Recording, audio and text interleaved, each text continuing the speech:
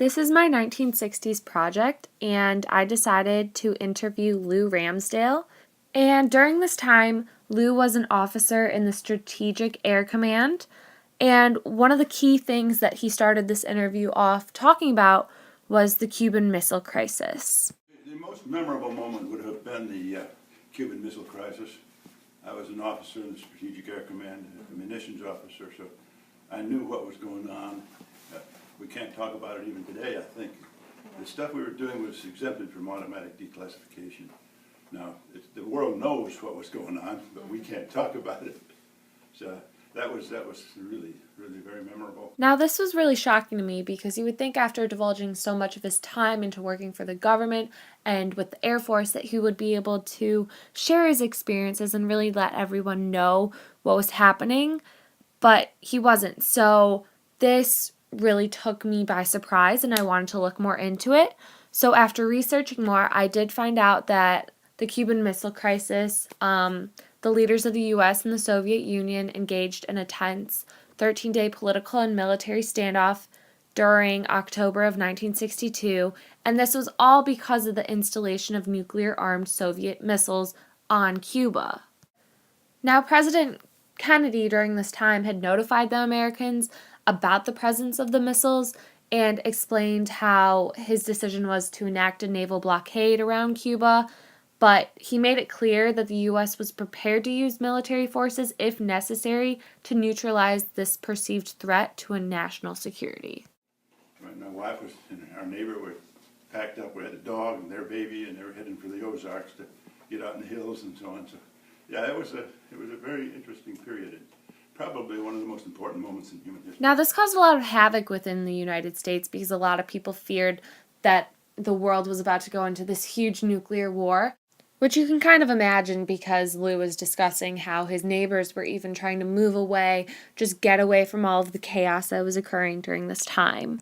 Luckily, we actually avoided that disaster when we agreed with the Soviet Union leader that we would remove the Cuban missiles as long as the United States was not attacked by Cuba.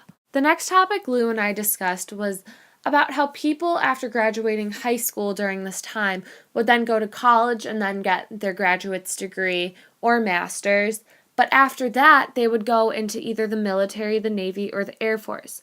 I found this very surprising because in today's generation we're taught to go and pursue what we desire, to not devote our time and ourselves into the government and helping our country.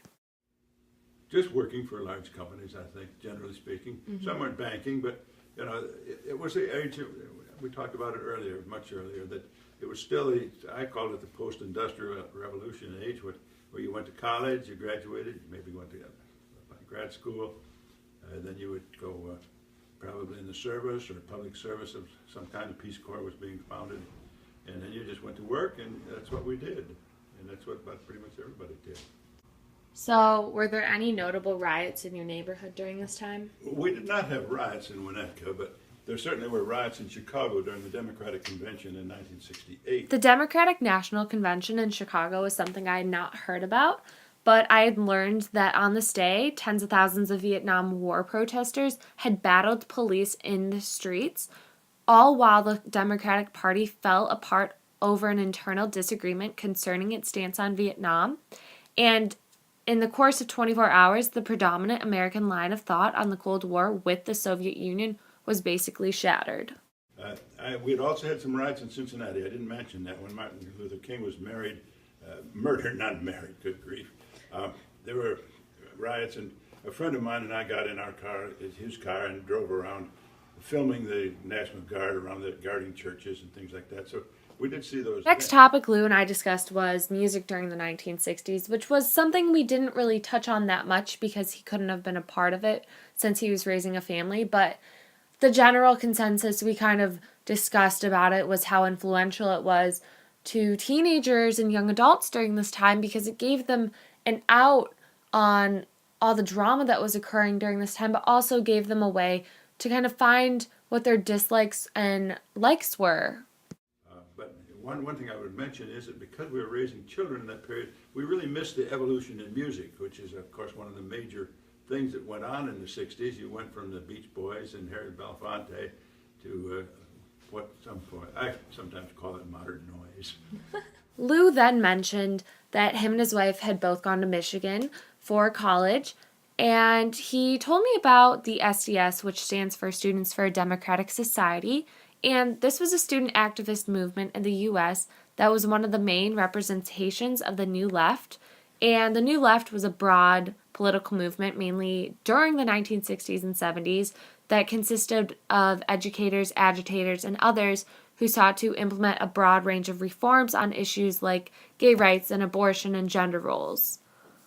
I might mention again another thing that Betsy and I were both students in Michigan in the 50s when the SDS, Students for Democratic Society, was being formed in the laboratories in Angel Hall, which was the principal building for the LS&A. This finishes up my project on the 1960s, and I hope you learned something that you didn't know before.